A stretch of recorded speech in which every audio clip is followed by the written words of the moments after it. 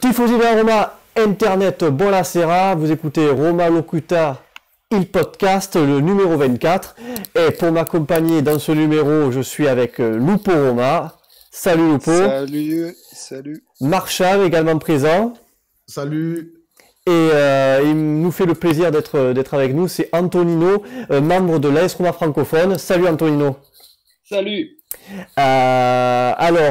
C'est un podcast qui va parler d'un probable nouvel investisseur au sein du club de l'AS Roma. Voilà, c'est une actualité qui est tombée début de semaine dernière. Avant de commencer le podcast, voilà, Antonino, qu'est-ce que tu en as pensé toi du match Roma Brescia qui s'est terminé?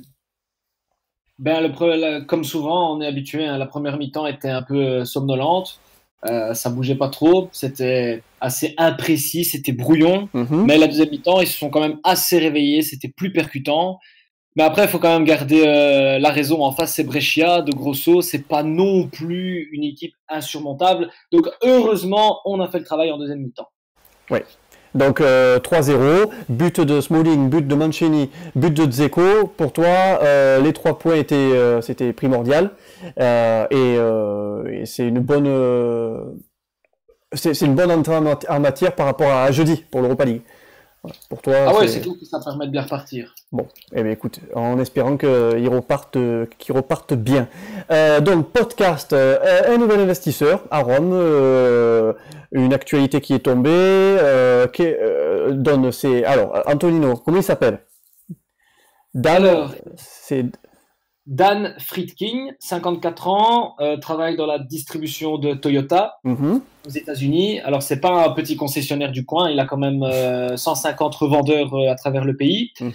Fortune estimée à 4 milliards de dollars. Ouais. Il est dans les 500 plus riches du monde, donc c'est pas non plus un petit pauvre. On en discutait tantôt avec Lupo Roma.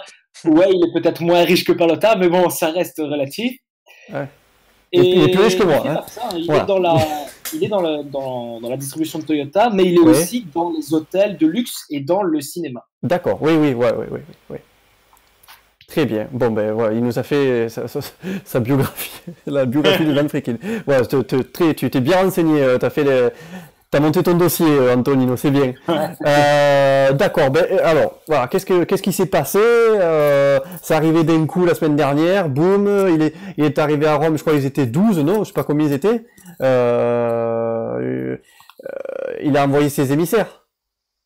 Alors, en fait, ça fait pas 2 semaines. Hein. Ça fait déjà depuis le mois de septembre qu'on commence à parler d'un potentiel investisseur. Et fin octobre, on a eu son identité qui est apparue. Oui. Mais pour le moment, c'est assez flou. Hein. D'abord, il faut savoir que la Roma est cotée en bourse, que c'est une SA. Donc, les investisseurs, ça vient, ça part, ça vient, ça part. Et on a plusieurs investisseurs potentiels. On a la famille royale du Qatar, on a le QSI, les Émirats arabes et un autre nom du Moyen-Orient, Adia, je crois, qui sont intéressés. Mais c'est lui qui est probablement le plus intéressé. Alors, je rassure à peu près tout le monde, rien ne dit qu'il est là pour être majoritaire. C'est le bruit qui est en train de sortir, comme quoi il voudrait être dominant, mais c'est clairement pas la volonté du groupe Raptor et de Palota. Hein. Pour le moment, ce qui est prévu, c'est que eux restent au-dessus. Et si le groupe de Friedkin veut venir, ce sera minoritaire, donc on va dire 45% maximum. Ensuite, ils sont déjà venus à Rome. Apparemment, il y a déjà eu des visites du groupe administratif. Il y a déjà eu des visites des locaux. Ils ont déjà commencé à parler avec les représentants de la Roma. Mais pour le moment, on est loin d'une signature encore. Ouais. Donc, Lupo Roma et Marshall, vous, qu'est-ce que vous en pensez de ce monsieur qui voudrait investir? Bah moi, comme j'en ai pu discuter avec Antonino, c'est ça? Ouais. Bah je suis pas pour cet investissement. Bah après, c'est comme il a dit, si c'est pas majoritaire, ça me va, mais si c'est pour être majoritaire, non merci, parce que Poletta a des... Comme j'ai discuté avec lui, est plus riche que ce Dan, et a des ressources financières plus importantes que lui, parce que lui, s'il rachète le club, il va dépenser à peu près 1 milliard sur ces 4 milliards qu'il possède. Ça fait quand même une grosse perte d'argent. Donc, Mhm. je le verrais mal investir pour la Rome directement. Mhm. Je devrais plus attendre à faire des bénéfices et après réinvestir les bénéfices. Donc, voilà, je préférais un Qatari, mais bon, après avoir, pour l'instant, ça me convient pour l'État, comment il gère financièrement la Rome. Après, niveau recrutement, c'est pas ça. D'accord. Et toi, Oui, Marshall? Ouais. moi j'ai dit, hein, moi j'ai toujours dit, moi je préfère sur ce que je connais déjà avec Palota, même s'il est décrié, quelque chose qu'on dit. Aller à Mhm. l'inconnu comme ça, c'est quand même difficile. Et j'avais pris l'exemple de l'OM avec l'investisseur qui était là, qui, voilà, il y avait la hype, mais après, je pense que c'est devenu autre chose. Je pense qu'ils n'ont pas envie vraiment de le garder. Donc, je pense que Palota, au moins, même s'il doit vendre le club, je pense pas qu'il va vendre tout le club. Et j'aimerais quand même quelque part la voir parce qu'il faut reconnaître, il a fait beaucoup, beaucoup de clubs, quoi, franchement. J'aimerais qu'il reste un peu. Mhm. Et voilà. Il n'y a pas tout qui était mauvais avec Palota, quoi. Oui, après, sauf que malheureusement, comme il avait dit dans sa lettre, il a rien gagné. Ouais, c'est embêtant, mais oui, après, il n'y a pas tout à jeter avec Palota non plus. Antonino, toi, ton avis, bon, t'as pas la science infuse, tu sais pas, mais Palota, est-ce que tu penses que s'il avait le permis de construire, que ça serait officiel, est-ce que tu penses il se dit, allez, c'est bon, je le vends? Ou, Ah non, non, s'il arrive à avoir le stade, il vend pas. Hein. Ça, et à l'inverse, tant qu'il l'a pas, on n'est pas sûr. D'accord. Parce que là, c'était un tweet de Thierry Cross que je reprends. Je partage un peu son avis par rapport à ça. Je pense que, oui, On a dit quoi? en fait, s'il a les papiers du stade, il vend. Palota? Ah non, justement, s'il a les papiers du stade, moi je suis sûr et certain qu'il va rester. Hein. Il en a Mhm. trop chié Ah, pour ça, le faire d'accord, ouais. continuer. Ça, C'est pas maintenant qu'il va s'en aller. Hein. mhm. Et alors parce qu'en fait on avait eu un enregistrement jeudi et donc du coup qui n'est pas sorti et on est en train de le faire maintenant. Je sais plus qui c'est qui avait dit que justement si le stade sort avec les boutiques, les emplois que ça va faire tout ça, ben ouais ça va rapporter énormément d'argent. Donc Oui. c'est vrai que je suis aussi d'accord sur ce point-là que Palota pourrait rester. C'est vrai que s'il y a de l'argent à se faire, oui oui. Je suis un peu voilà, mais bon. Le problème, c'est qu'en face, c'est l'inexpérience. Hein, parce que, ouais, bah, comme ça a été dit ici, Palota, il a fait peut-être des grosses bêtises, hein, dont faire confiance à quelqu'un qui usurpe sa réputation. Mais de l'autre côté, il a quand même 7 ans dans le football. Il suit la Roma depuis au moins 2011, puisqu'on a été racheté en 2011. Donc, il y a des erreurs, mais au moins, il a un pied dedans. Oui. Dan Friedkin, à part une vaine tentative d'essayer d'acheter un club de basket de Houston, il a rien dedans. Hein. Donc, encore une fois, en minoritaire, c'est pas de problème, mais en majoritaire, c'est donner les clés à quelqu'un qui connaît rien. Ouais. On va recommencer un cycle, quoi. Donc, Ouais. pour faire ça, que ça soit Ferrero qui nous reprenne, quoi. Oui, le président de la Sampdoria. Ouais. Oui.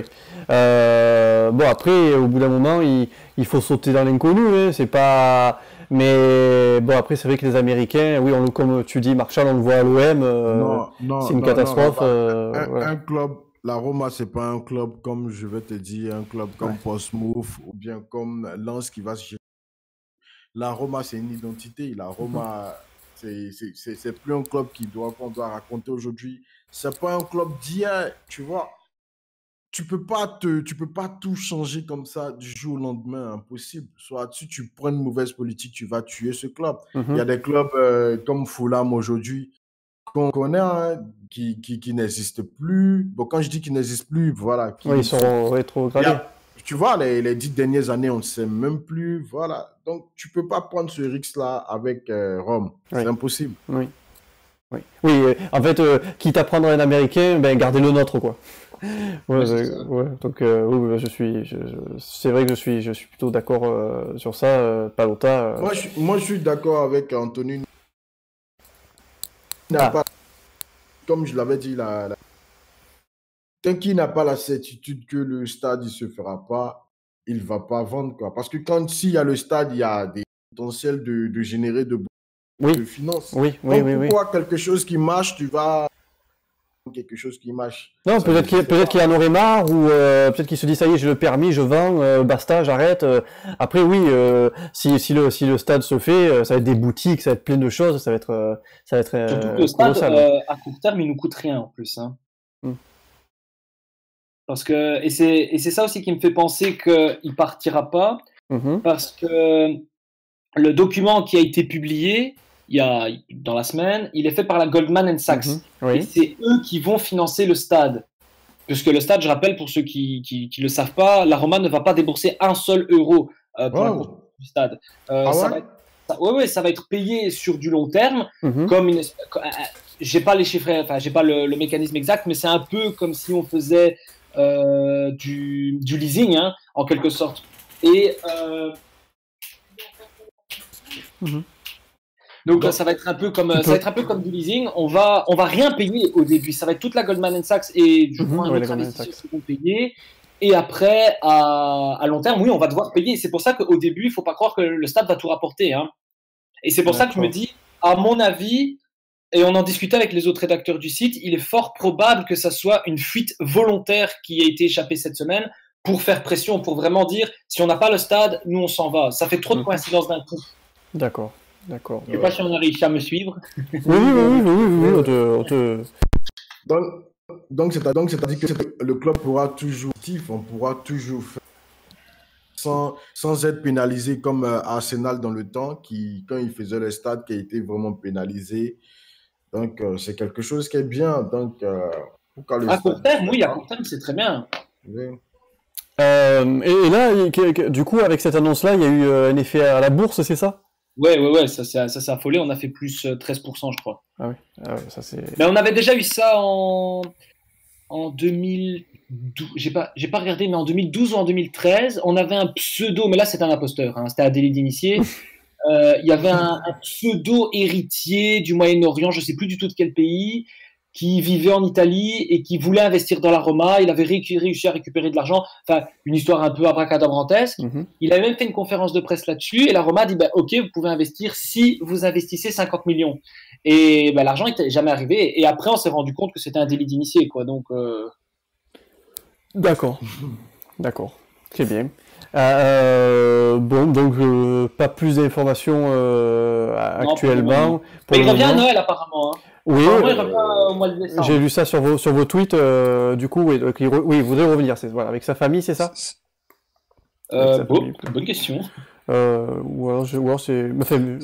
Si je comprends bien, la petite stratégie de Pauletta, ce serait d'avoir un actionnaire minoritaire pour se renflouer un peu les poches, comme ça, au cas où, pour rembourser Goldman et l'autre investisseur au niveau du stade.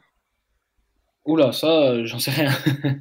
J'en sais rien, mais c'est clair que s'ils viennent, ça fait de l'argent à mettre en plus dans le stade directement, ça oui.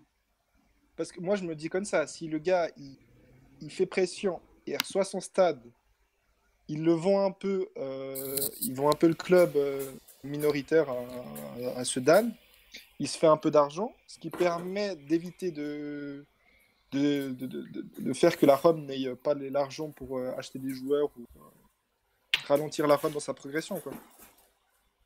Mais moi, plutôt comme ça. Moi, je pense que niveau capital, la façon dont niveau capital, ça va augmenter le capital du club. Comme on va prendre l'exemple avec l'OL qui a eu des Chinois qui ont investi 100 millions pour augmenter le capital du club. Et moi, je pense que ça serait bien si le mec, il n'est pas majoritaire, parce que donner comme ça les clés du club, comme ça, vendre totalement le... Moi, je suis contre ça, franchement, je ne suis pas pour. D'accord, oui, on a bien compris, Marshall, tu as peur que ce soit un incompétent qui arrive et qui... Mais je te rejoins là-dessus. J'ai pas envie de vivre de gars. Chagrin. Oui, d'accord, je comprends. D'accord, Antonino. Voilà, tu as d'autres informations? Non, c'est tout? Ouais, pour le stade, il faut savoir que le stade ne sera pas, il me semble, hein, il ne sera pas dans le... Je suis en train de rechercher l'info sur le forum parce qu'il y a quelqu'un qui l'avait dit, mais il me semble que le stade ne sera pas dans le même bilan, il sera séparé du club de la Roma de manière comptable, les deux appartiendront toujours au groupe Raptor, mais ce ne sera pas comme la Juve, que le stade de la Juve, il est pleinement propriétaire du club. Chez nous, il sera à côté. Et donc, Pallotta pourrait très bien, plus tard, hein, rien ne l'empêcherait, de par exemple vendre la Roma à X et le stade à Y. Hein. D'accord. Wow. Ah oui. Il me semble. Je suis en train de vérifier. Je suis sûr de ce que je suis en train de dire. Il faut juste que je trouve la preuve, mais il me semble que ça va être une affaire ainsi aussi. Ouais, c'est une affaire vraiment romaine hein, qu'on est en train de faire. Hein. D'accord. Et si tout se met en place, qu'il reçoit le permis de construire, on ne l'a pas avant le stade de Milan, quoi. Non, mais ils ont parlé de on 3 ans. on l'a pas avant 4-5 ans. Ouf, ouais. Déjà, on devait l'avoir pour déjà Pallotta, il voulait l'avoir pour 2016. 2016.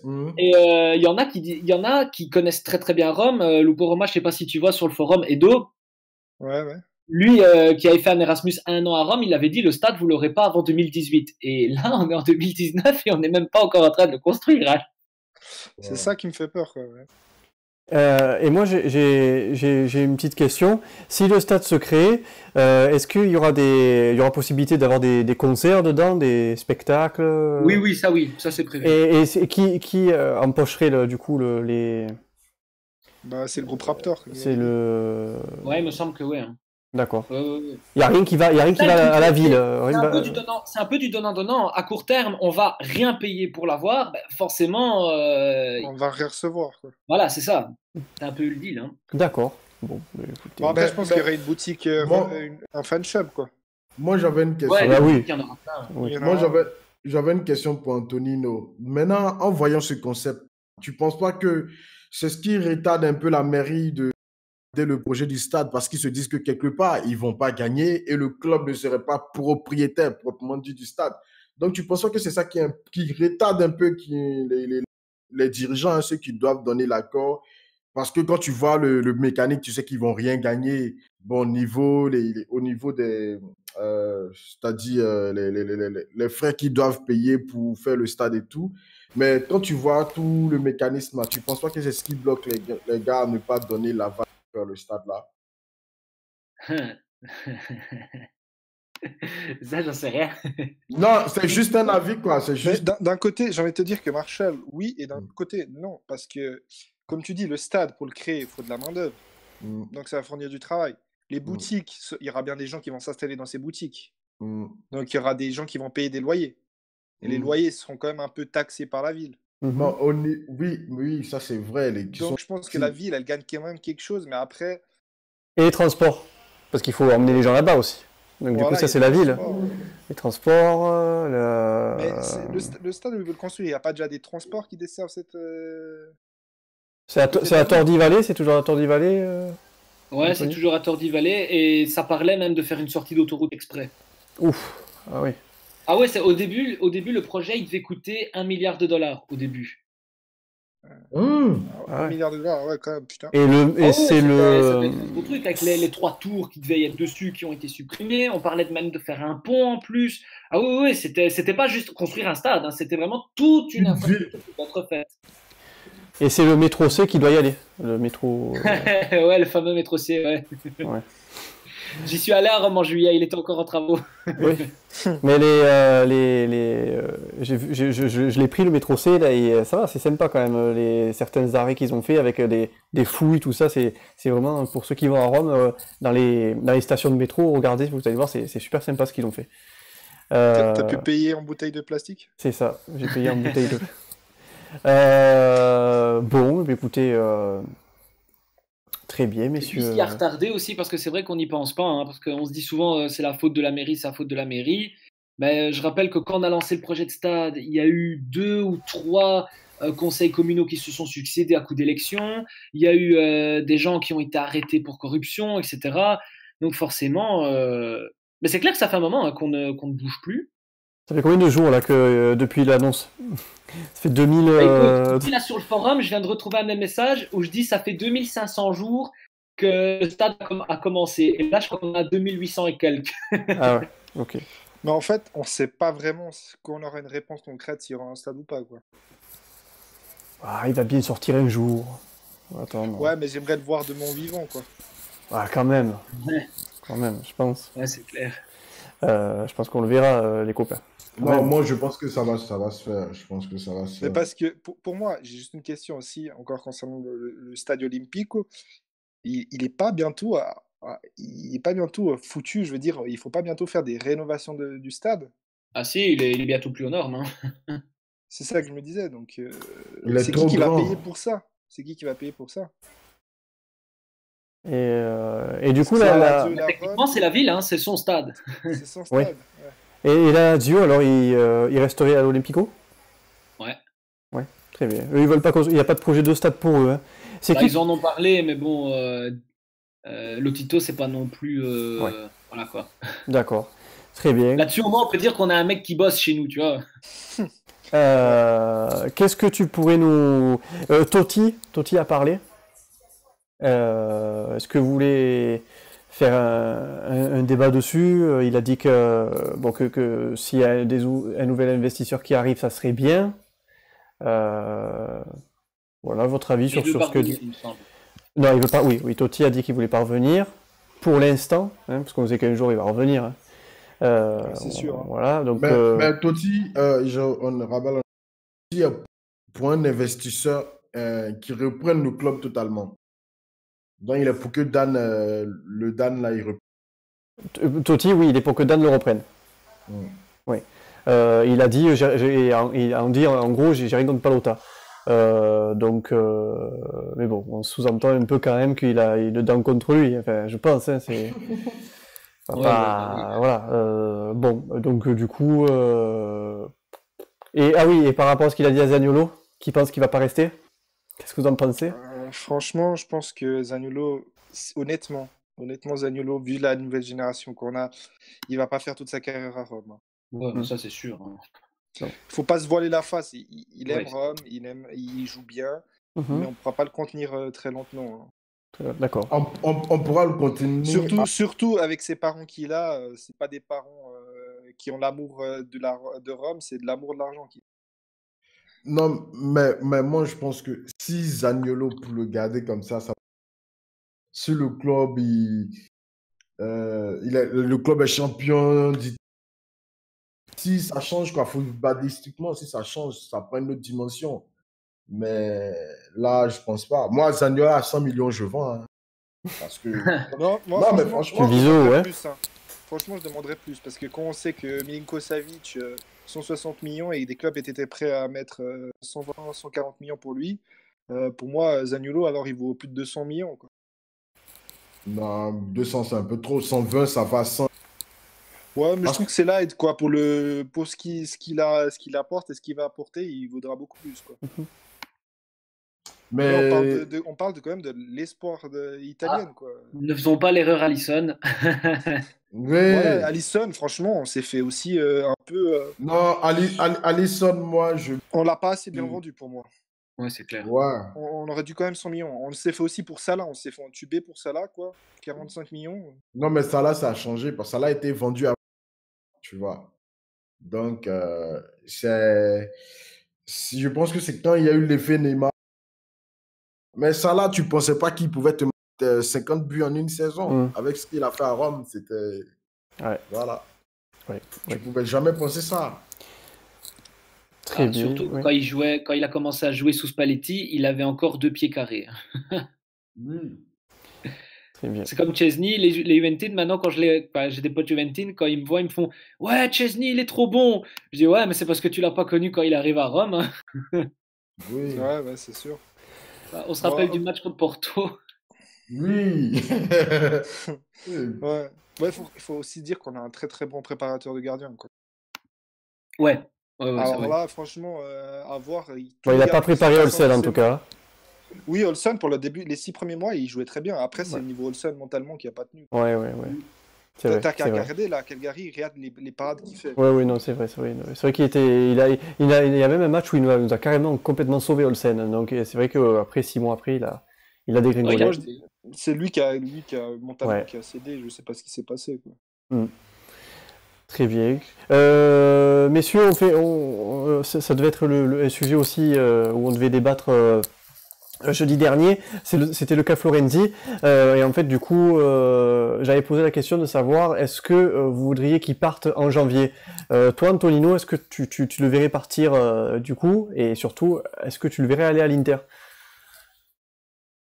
Ben, ça dépend que de lui, hein. Moi, je l'ai tout le temps défendu, tout le temps, tout le temps, tout le temps. Je lui ai toujours trouvé des circonstances atténuantes, même quand il n'y en avait pas. Les revenus de blessures, les matchs pourris des équipiers, etc. Mais là, ici, début de saison, même moi, j'y arrive pas. Donc, si lui, il se bouge un peu et qu'il décide de redevenir celui qu'il était en 2013, à courir, courir, courir, courir, même s'il a des pieds carrés, mais qu'au moins il court, quoi. Ben, il peut rester. Mais si c'est pour effectivement être le gentil gamin qui rigole quand on perd contre la Lazio, voilà quoi, parce que bon, voilà, tu peux être mauvais, mais sois impliqué quoi. Après, est-ce qu'il irait dans un autre club italien? En ce moment, je vois pas beaucoup de joueurs italiens qui partent dans un club rival comme ça hein, quand ils ont une certaine carrière. Donc je pense pas qu'il aille jusqu'à l'Inter, je pense pas. En tout cas, j'espère pas. Oui, donc oui, je n'espère pas non plus. Et toi, Marshall? Moi, en hiver, si il quitte Rome en hiver, moi, je pense que c'est...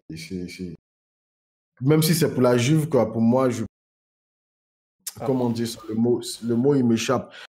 C'est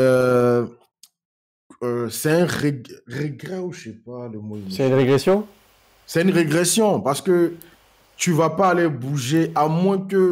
C'est pas sûr, tu vas à l'inconnu, c'est pas 6 mois et vu que tu vises l'Euro, tu vas être titulaire dans l'autre club. Comme moi, j'ai toujours dit, même si Florenzi, je l'ai tapé dessus, je l'ai dit mentalement, quand tu vois le mec qui revient de 2 grosses blessures qu'il a eues, c'est quelqu'un qui a un gros mental. Donc, je pense pas que s'il est sur le banc, c'est pas parce qu'on lui a enlevé le capitanat, c'est juste parce qu'il est mauvais. Ouais. Et bon, aujourd'hui, on a vu, j'avais voulu titulaire jeudi dernier. Aujourd'hui, il a été titulaire, il n'était pas mauvais, il était bon, il avait l'envie. Et moi, je pense que tout dépend de lui, comme a dit Antonino. Tout dépend de lui. C'est un professionnel, s'il veut se donner, s'il veut se bouger, il n'y a pas de souci. Moi, je pense que le poste de latéral droit à Rome, c'est pas bon. Avec les latéraux droits qu'on a eu, on a eu un peu Meikon, on a eu Zebina, on a eu Candela, on a eu Cafu. Donc, je pense que il peut faire un petit peu mieux quoi, par rapport à ce qui nous sert depuis une ou deux saisons. Quoi. Ouais. Et puis moi personnellement, je ne le vois pas partir. Oui, comme tu dis, c'est une régression. Enfin, oui et non, parce que s'il part à l'Inter, il risque d'être titulaire. Conte, il va te le tu vois il va lui mettre la grinta, il va le pousser, il risque d'être titulaire, et tu vas engrosser un adversaire direct. Non, quand je dis une régression, c'est dans les 6 mois là, parce que tu imagines, tu vas à l'Inter et t'es pas retenu à l'Euro. Moi, je préfère que s'il doit quitter Rome, qu'il quitte Rome en été, comme ça, il a un entraîneur qui le veut vraiment pour un vrai projet. Et il pourra faire une nouvelle saison. Mais en coup de saison, c'est... Le seul qui est venu à Rome en milieu de saison, c'était Nengolan. Et il n'était pas titulaire. C'est quand il y a eu la blessure de Strootman. Et après, bon, qu'il a explosé. Et puis, bon, que ça a continué. Oui. Voilà. Enfin, et puis même son statut de capitaine, c'est l'aura de Rome, je le vois pas partir comme ça, en plus en hiver, comme ça, d'un coup... pas possible, quoi. Moi, je ne l'envisage pas. Voilà. Messieurs, Antonino, tu voulais dire quelque chose? Non. Non. Très bien. Écoutez, donc pour vous, je pense qu'on a fait le tour des sujets. Un autre sujet, Antonino, ou un dernier mot pour ta venue? Non, je ne retrouve pas mes infos par rapport au stade, donc ce sera pour la prochaine fois. Ça sera pour la prochaine fois, très bien.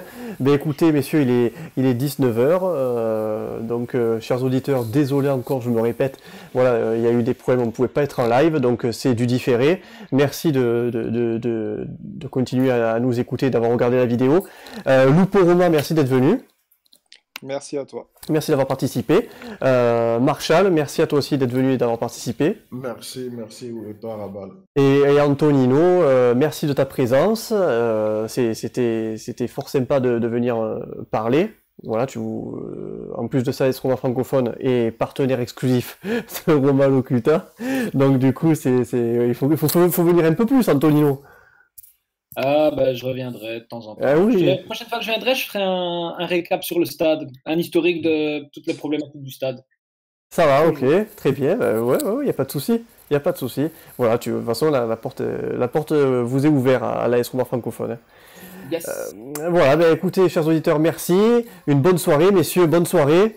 Et on se retrouve jeudi pour l'Europa League, Istanbul, AS Roma, 18h55 le match, et à 21h, on fera le débrief. Merci, bonne soirée, ciao. Bonne. Bonne.